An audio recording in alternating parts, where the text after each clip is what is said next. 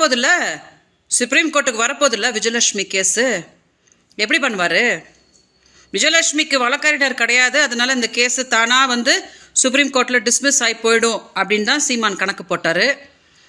என்னைக்கு என்னோட வழக்கறிஞர் போய் கோர்ட்டில் நாங்கள் விஜயலட்சுமிக்காக வாதாட போகிறோம் அப்படின்னு சொன்னாங்களோ அன்றைக்கி தான் சீமான் ஓடினது ஸ்டாலின் சார் வீட்டுக்கு.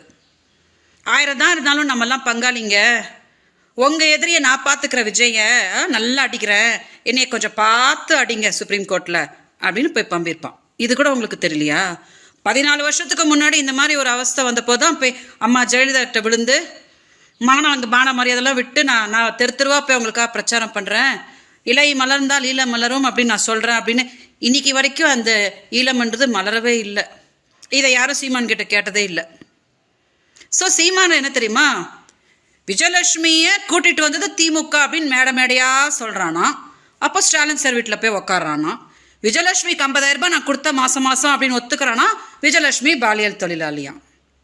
உலகத்தில் தேடினாலும் சீமான் மாதிரி ஒரு டுபாக்கூர் கிடைக்காது. சரியா? மீடியாவை ஏமாற்றிக்கிட்டு, மக்களை ஏமாற்றிக்கிட்டு, மனைவியை ஏமாற்றிக்கிட்டு, ஊரெல்லாம் ஏமாற்றிக்கிட்டு அவன் போட்டுட்ருக்கிற ட்ராமா இருக்குது இல்லையா.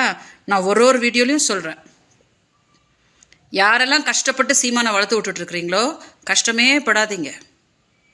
இந்த மரங்களுக்கு மாநாடு, மாடங்களுக்கு மாநாடு பண்ணி இவன் என்ன மாநாடு போட்டாலும் என்னோட கண்ணீர் இவனை நல்லா இருக்க விடவே விடாது.